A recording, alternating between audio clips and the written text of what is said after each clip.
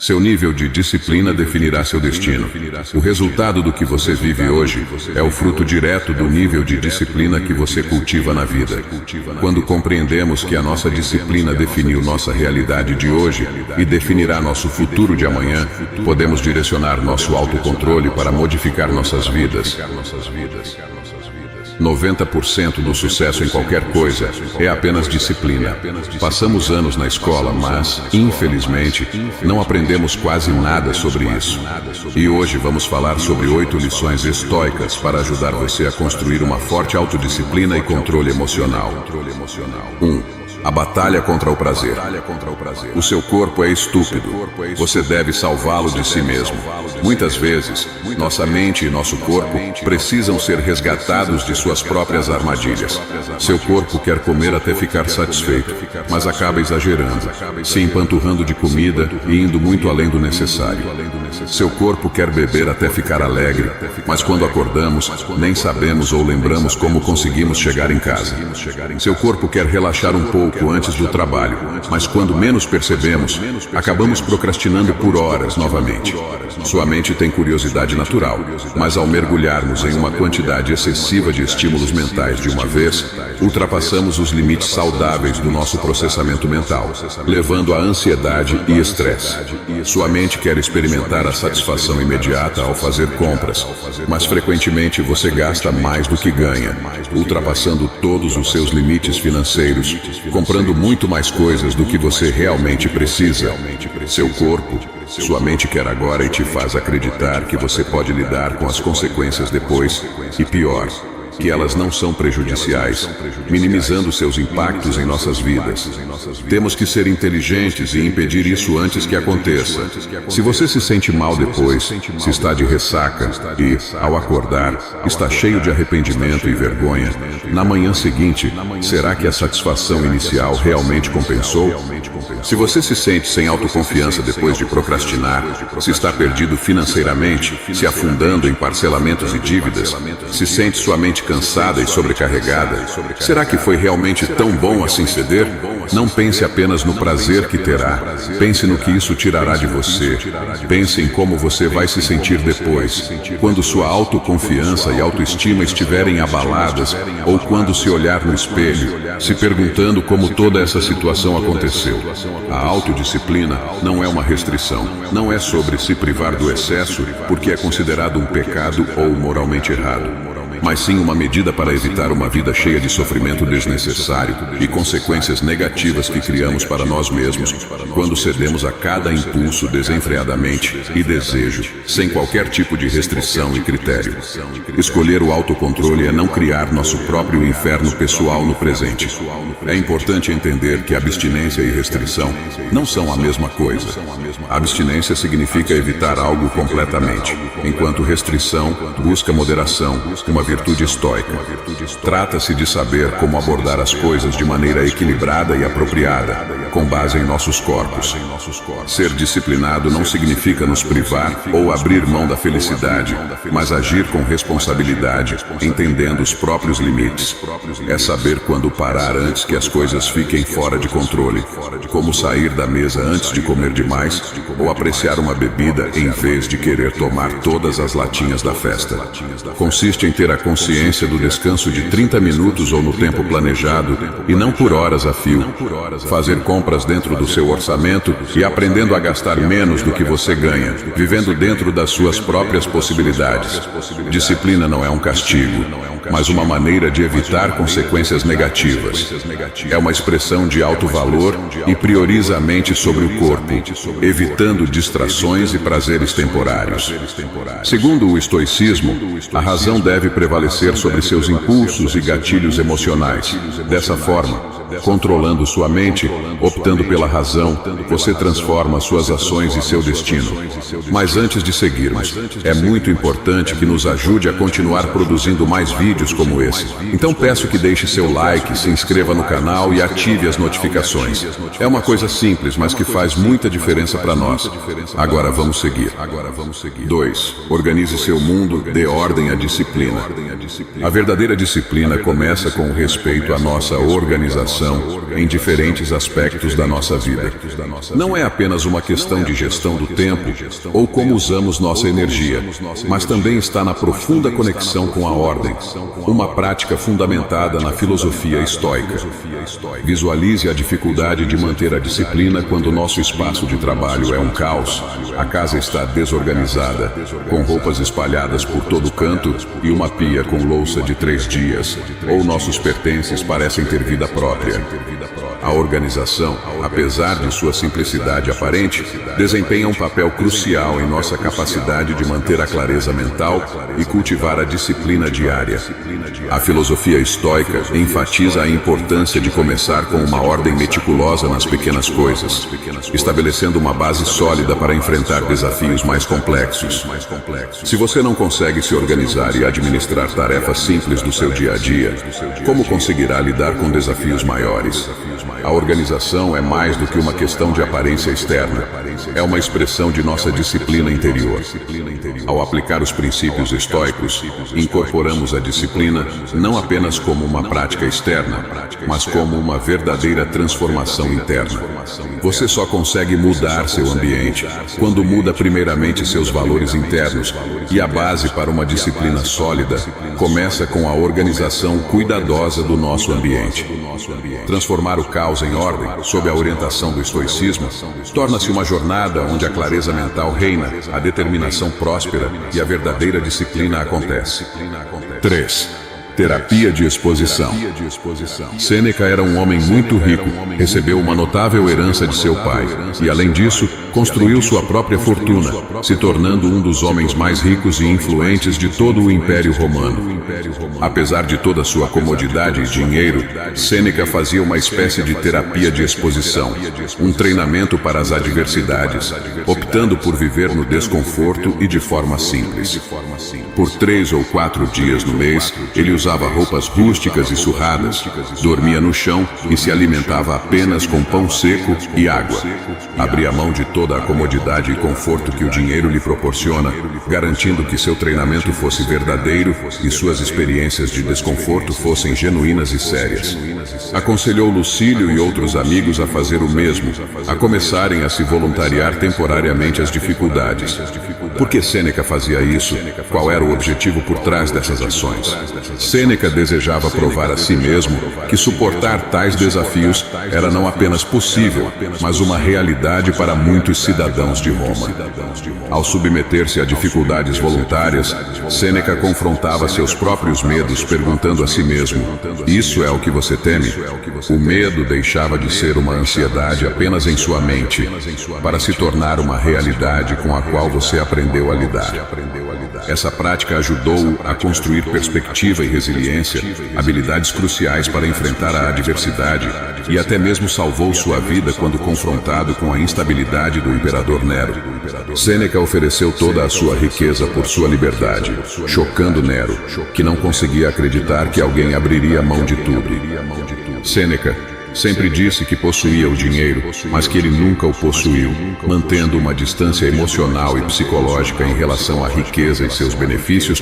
Ele não depositou seu valor, sua felicidade ou bem-estar emocional nesses elementos materiais. Ao contrário da abordagem estoica de Sêneca, muitos de nós evitam o desconforto.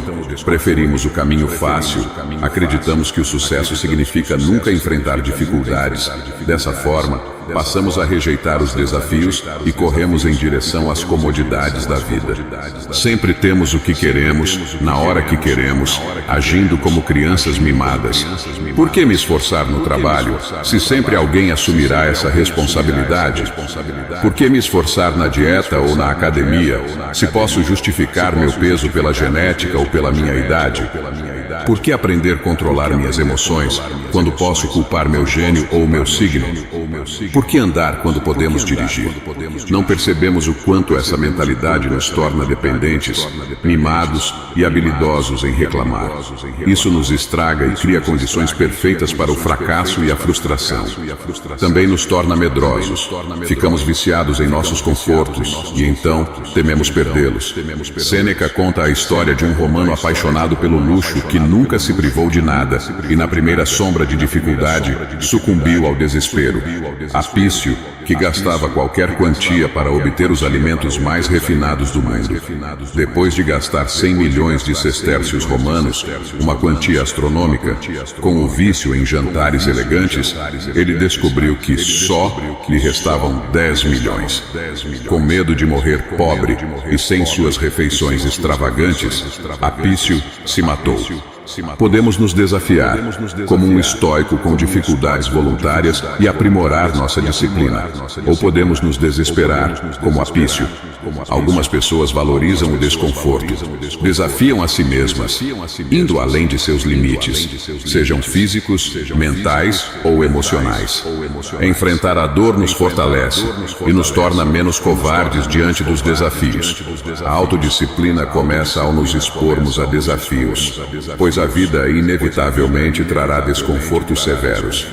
Devemos estar preparados. Aqueles que enfrentam tempos difíceis e aceitam a mudança são mais resistentes e difíceis de derrotar, em última análise, mais felizes.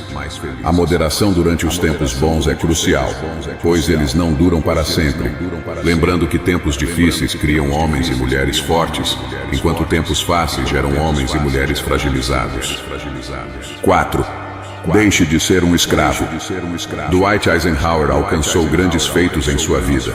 Lutou na Segunda Guerra Mundial, derrotou os nazistas, ocupou a Alemanha, contou sua trajetória em uma autobiografia e fez uma grande fortuna. No entanto, em 1949, Eisenhower enfrentou um novo desafio: conquistar a si mesmo. Ele tinha o vício de fumar de 3 a 4 maços de cigarros por dia, isso por 38 anos, e sabia que era hora de parar. Apesar de suas impressionantes realizações, Eisenhower compreendeu a importância de conquistar a si mesmo. Qualquer pessoa que tenha lutado contra algum vício sabe o quão difícil é se libertar e não ter recaídas. Em 1949, ele tomou uma decisão ousada e libertadora: parar de fumar naquele dia, afirmando que a única maneira de parar é parar, e nunca mais tocou em um cigarro. Eisenhower tinha uma incrível força de vontade. Foi uma escolha pessoal. Ele acreditava ser seu dever cuidar de seu corpo e proteger sua saúde. Ele enfrentou e dominou esse demônio interno. Com isso, acrescentou anos à sua vida, mantendo seu corpo mais forte e saudável, o que permitiu que ele continuasse a somar no mundo. Depois disso, liderou a OTAN e depois assumiu a presidência dos Estados Unidos em um momento desafiador. Hoje, refletimos sobre nossos próprios hábitos. Podemos nos tornar dependentes de várias coisas. Estamos cercados de vícios modernos, como redes sociais, TikTok, Instagram, refrigerantes, cafeína, maconha, jogos de videogame, ou até mesmo o consumo desenfreado de fast food. Não importa se esses hábitos são considerados aceitáveis ou não, o que realmente importa é se eles são verdadeiramente bons para nós. Assim como o hábito de fumar prejudicava a saúde de Eisenhower, nossos próprios hábitos podem estar minando nossa felicidade sem que percebamos. Por que permitir que esses hábitos continuem controlando nossas vidas? Por que deveríamos receber ordens de nosso corpo ou de nossos hábitos? Por que permitir que suas emoções respondam primeiro que sua razão? Nem nosso corpo, nem nossos hábitos ou nossas emoções devem ser os chefes. Assim como a escravidão foi um sistema ineficiente e cruel, escolher ser escravo de nossos hábitos é uma limitação que podemos superar. Faça o teste. Se você soubesse hoje todos os riscos e consequências, ainda começaria esses hábitos? Continuaria permitindo que eles ditassem seu estilo de vida, conhecendo os impactos negativos que te causaram hoje? Não é porque você fez uma escolha errada no passado que precisa repeti-la sempre em sua vida. Seu passado não precisa ditar seu futuro. Você tem o poder de escolher de maneira diferente agora. Não importa o quão bem-sucedido você seja neste momento, algumas vezes temos que colocar nossas ações e nossos hábitos à nossa frente, como se fossem tropas em fila, para sabermos quem está no comando, verdadeiramente quem manda em quem. Precisamos distinguir se somos nós os senhores, ou nos tornamos escravos de nossos hábitos conforme os repetimos. Pode ser que exista algum hábito prejudicial em sua vida, uma batalha que você esteja enfrentando agora. A boa notícia é que nunca é tarde para vencê-los. Inspire-se na história de Eisenhower, que parou de fumar aos 58 anos. O que conta não é por quanto tempo você teve o hábito, nem nos momentos de fraqueza, mas sim na decisão tomada hoje e em como você escolhe reagir daqui para frente. Escolha parar agora, se liberte desses comportamentos e escolha deixar de ser um escravo. 5. Corte os extras. Kate, o sábio, era conhecido por sua notável temperança. Ele adotava uma vida descomplicada e modesta, evitando ostentar roupas caras ou gastar de maneira extravagante. Kate compartilhava do mesmo vinho que seus servos e muitas vezes trabalhava lado a lado deles nos campos. E sua filosofia minimalista se estendia também ao seu lar, vivendo em uma casa simples e modesta. Ele seguiu os passos de seu herói, Mânio Cúrio, que foi um político, mais conhecido como um herói plebeu da República Romana. Mânio Cúrio estava no auge do seu poder quando alguns homens tentaram suborná-lo e o encontraram na cozinha, cozinhando nabos. Seu estilo de vida simples deixou claro que ele não era apegado ao dinheiro e seu caráter e sua integridade não poderiam ser comprados. Da mesma forma, quando Kate recebia presentes valiosos ou recompensas por seu trabalho político, ele os recusava, pois, quando desejamos mais do que realmente necessitamos, nos tornamos vulneráveis. Este é um modelo de vida desafiador de ser adotado, mas frequentemente se revela mais simples de ser vivido. Com menos preocupações, há menos perturbações à paz interior. Ninguém se diverte lidando com credores à porta ou sendo escravo de um estilo de vida luxuoso que exige cada dia mais e mais. Quando pensamos em disciplina e como eliminar os supérfluos, pensamos em apenas cortar ou reduzir as tarefas adicionais ou distrações para nos tornarmos mais produtivos. No entanto, a prática do estoicismo nos desafia a pensar fora da caixa e começar a enxergar todos os aspectos da nossa vida. Em nosso mundo, somos frequentemente confrontados com tentações e pressões para acumular e possuir cada vez mais e mais. Vivemos na era da sugestionabilidade, onde anúncios e influências sociais muitas vezes nos fazem crer que precisamos de determinadas coisas para encontrar a felicidade. Como Sêneca observou, quantas coisas adquirimos apenas porque outras pessoas as compraram e porque estão em muitas casas. Muitos de nossos problemas são explicados por copiarmos o exemplo dos outros. Em vez de seguir a razão, somos desviados do caminho pela convenção. Se apenas algumas pessoas fizerem algo, não as imitaremos.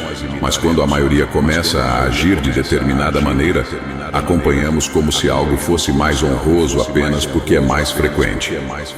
Nos tempos de Sêneca não havia internet, mas os padrões de comportamento eram guiados pela mesma lógica, por uma razão simples. A natureza humana não mudou, permanece inalterada. Por isso, é crucial desenvolver a disciplina como alicerce para construir seu próprio valor, sem depositar ou condicionar seu merecimento a fatores externos. 6. Diminua para avançar. Na antiga Roma, os imperadores estabeleciam estratégias de sucessão, adotando jovens talentosos e escolhendo seus próprios herdeiros. Foi assim que Marco Aurélio se tornou imperador, sendo escolhido pelo imperador Adriano, e também que Otávio se tornou o herdeiro de Júlio César aos 18 anos. Um ano mais tarde, Otávio fez a promessa aos líderes de Roma no Fórum de alcançar as mesmas alturas que seu pai adotivo. Apesar de seus planos ambiciosos, Otávio não tinha pressa. Em vez disso, adotou uma abordagem lenta e cautelosa, absorvendo lições de seus mentores estoicos.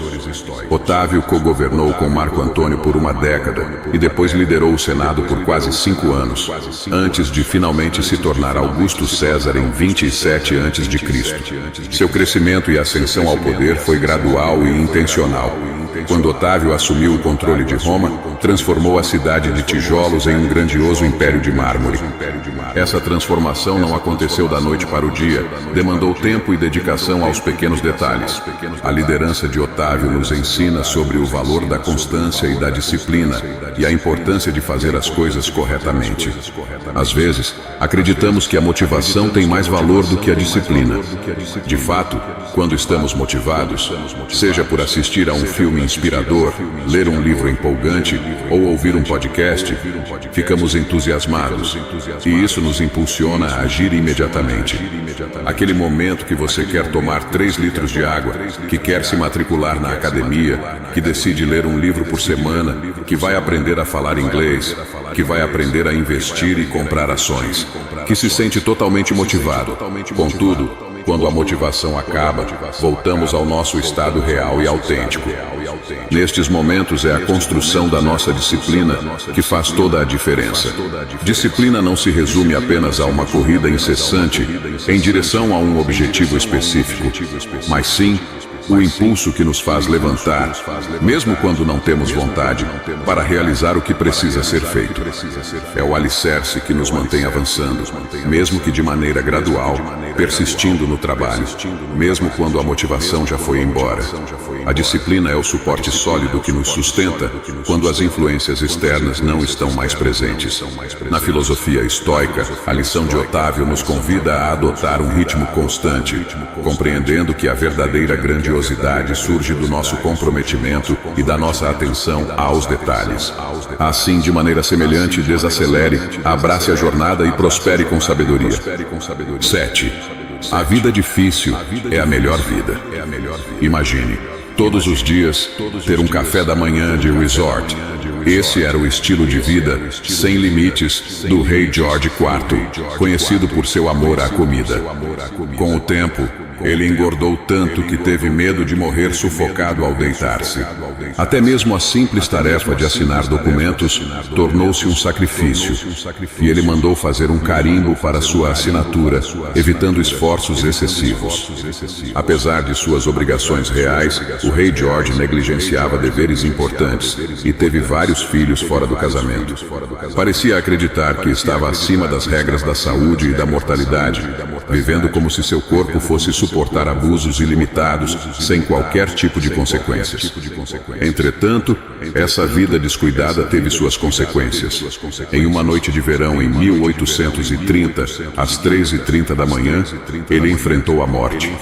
Surpreendido ao perceber que estava morrendo, ele agarrou a mão de um jovem servo e disse: "Meu rapaz, isso é a morte", como se estivesse chocado ao descobrir que seus maus hábitos finalmente o levaram à morte.